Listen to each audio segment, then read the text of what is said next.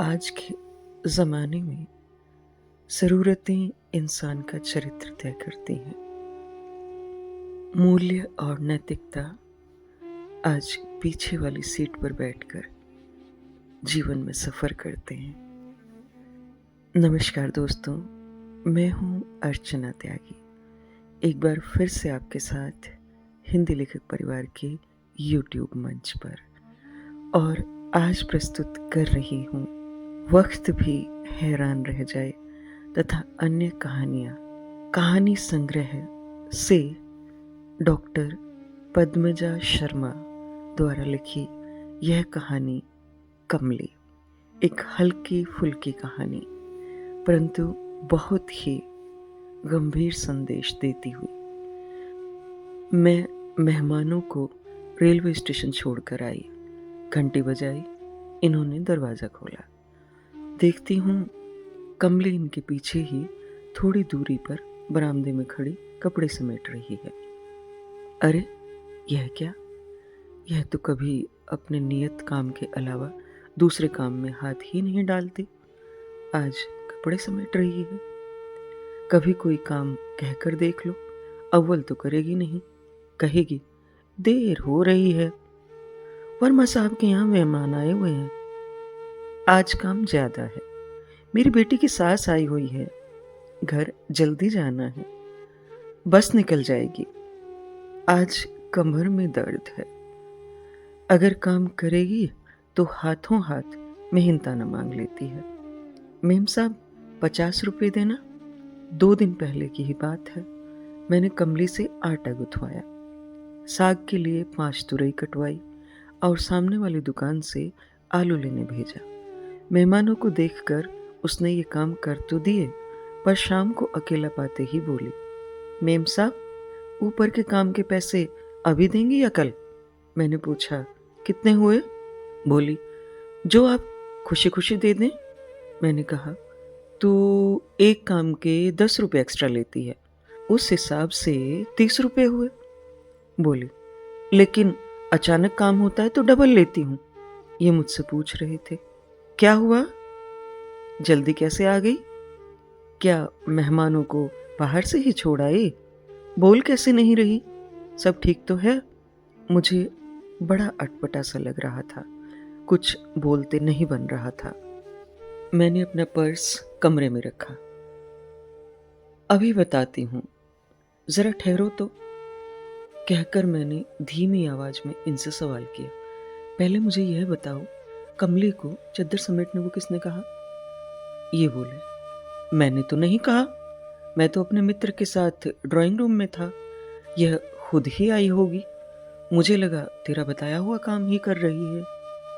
मैं जूठे बर्तन बाहर रख देती हूँ, वह मांझ कर चली जाती है।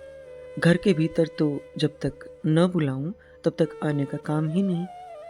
इसकी घर के इतने भीतर तक आने की हिम्मत कैसे हुई, वह भी मेरी अनुपस्थिति में। कमली मुझे देखकर भी इतराती मुस्कुराती हुई वहीं खड़ी रही। मेरी भी हिम्मत न हुई उससे यह कहने या पूछने की कि तुम यहाँ क्या कर रही हो। मैं चुप्पी साध गई, पर मुझे पूरे दिन रह रहकर यही बात कुरेदती रही कि वह भीतर वाले चौक में कैसे आ गई, आज यहाँ तक आई है, कल जाने कहाँ तक चली जाएगी। मुझे उसे टोकना चाहिए था, जैसे मैंने मूथा के आदमी को टोका वैसे ही। वह दुकान से रसोई घर का सामान लेकर आया। मैं पैसे लेने के लिए कमरे में आई। मैंने मुड़कर देखा, वो लड़का कमरे के दरवाजे पर खड़ा था। मैंने उसी समय उसे डांट, बाहर खड़े रहो, यहाँ नहीं। वह चला गया। ऐसे ही एक दिन और मैं पैसे लेने के लिए कमरे में आई, लौट कर देखा वह लड़का मटके से पानी ले रहा था। मैंने उसके जाते ही मूथा के यहाँ फ़ोन किया, लड़के की शिकायत की। अब मेरे यहाँ वह लड़का नहीं आता है। आखिर घर मेरा है, कमली मेरे अधीन है, मैं उसके नहीं। मुझे उसकी इस हरकत पर सवाल करना चाहिए था, पर नहीं कर सकी। मुझे पता था बाइयाँ कितनी मुश्किल से मिलती हैं, अगर यह काम छोड़ गई तो बड़ी कठिनाई हो जाएगी। 10-10 तो बीमारियां ले रखी हैं, घर में मेहमानों का तांता लगा रहता है, बिना सहयोगी के एक दिन निकालना मुश्किल हो जाता है। नई को यह टिकने नहीं देगी, एक बार सुनने में आया था कि मिसेज वर्मा ने इसे काम से निकाल दिया था, कोई दूसरी बाई रख ली। उस बाई का इसने जीना हराम कर दिया था। उसे देखते ही गाली गलौज करती, लड़ती झगड़ती।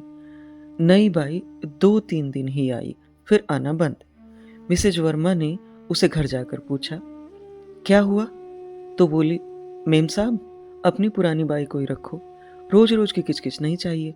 मैं आपके यहाँ आती हूँ तो वह कमली अपना काम छोड़ मेरे लटुम जाती है, कहती है मैं उसकी रोजी रोटी पर लात मार रही हूँ। मेरे 2 छोटे छोटे बच्चे हैं, मैं किसी की बद्दुआ नहीं लेना चाहती मेम साहब। वर्मा जी के यहाँ 2 महीने में 3 बाइयाँ आई। जैसे आई वैसे ही चली भी गई। कमली ने किसी को टिकने नहीं दिया। आखिर थक हार कर उसी को रखना पड़ा। एक शाम मैं मिसेज वर्मा के यहाँ गई। बात बात में बाई की बात चली। बात चली क्या, मैं बाई की बात करने ही गई थी। मिसेज वर्मा उसके बारे में बहुत कुछ कहना चाह रही थी, पर हिचकिचा रही थी। देर तक मैं कमली की बातें करती रही कि कुछ निकल कर आए।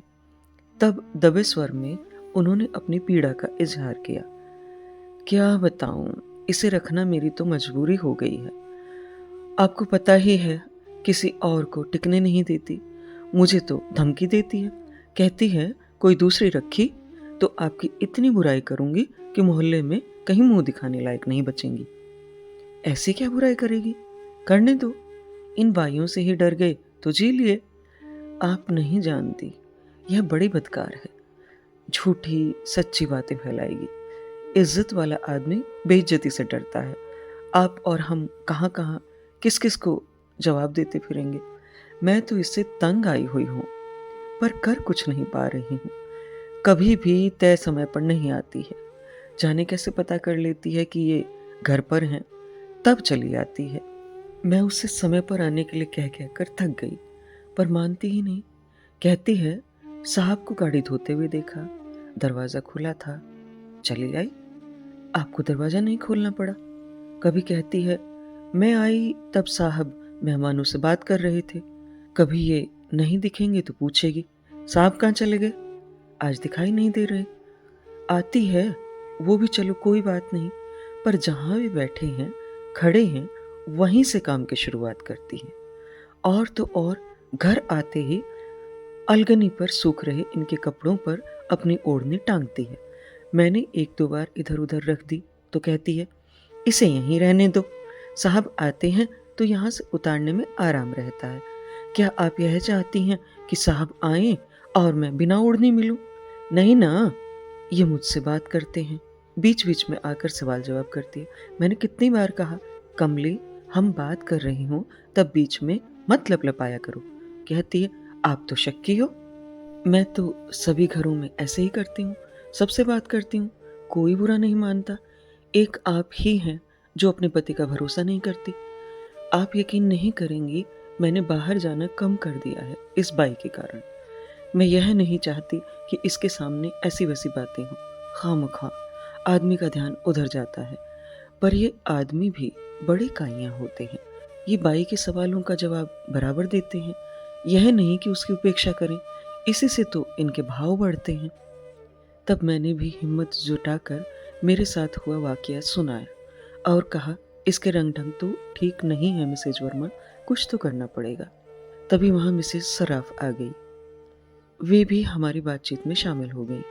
कहने लगी शुरू शुरू में कमली ढंग से रहती थी, पर आजकल घर में आते ही लहंगे को पिंडलियों तक ऊंचा कर लेती है।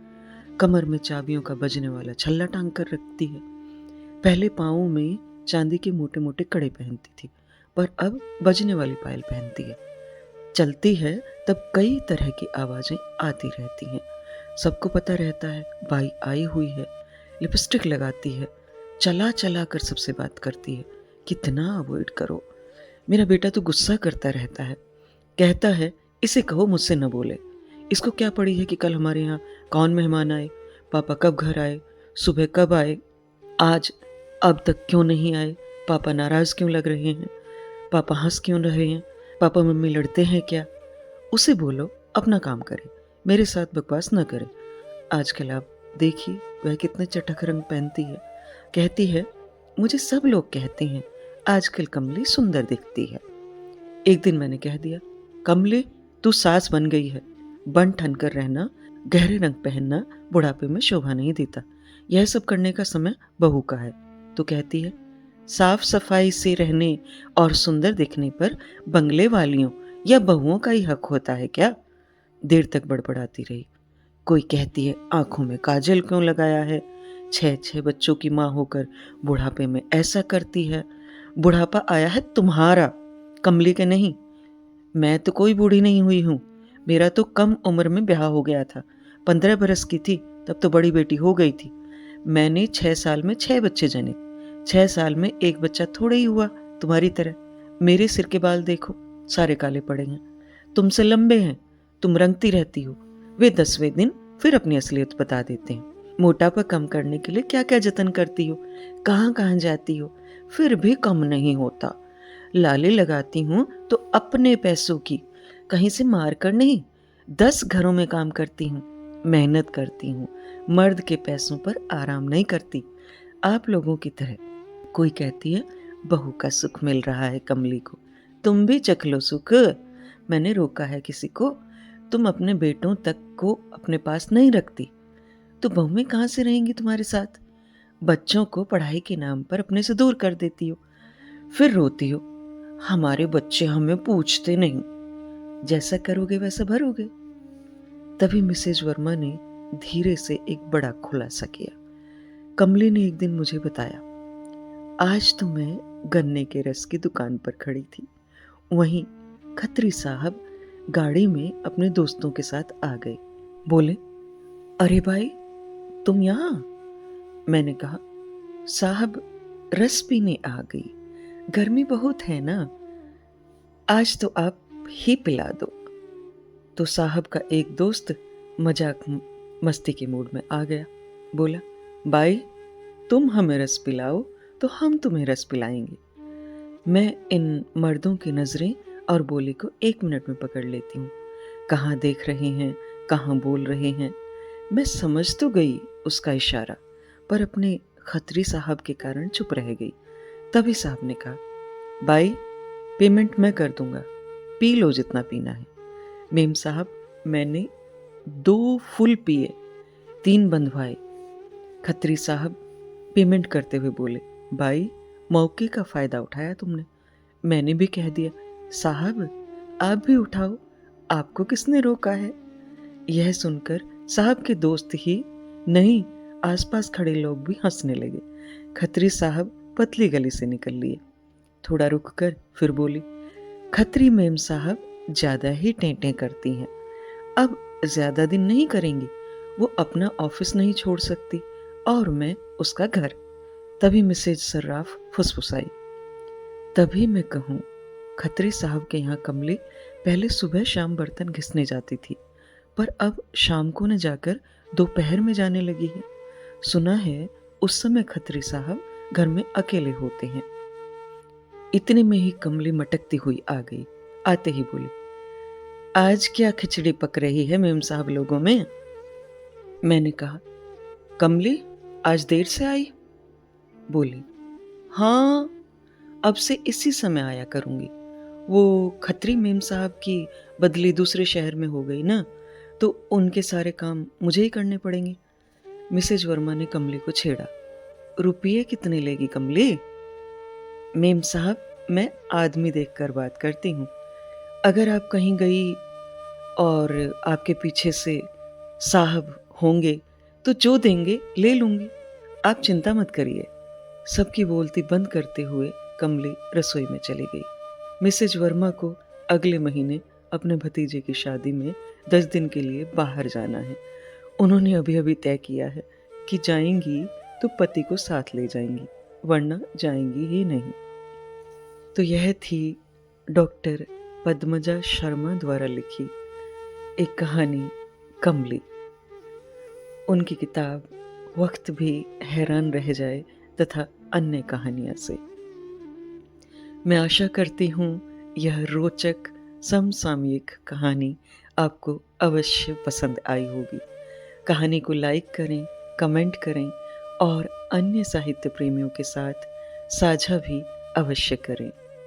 ऐसी ही और कहानियाँ सुनते रहने के लिए चैनल को सब्सक्राइब करें। मैं अर्चना त्यागी अब आपसे विदा लेती हूँ।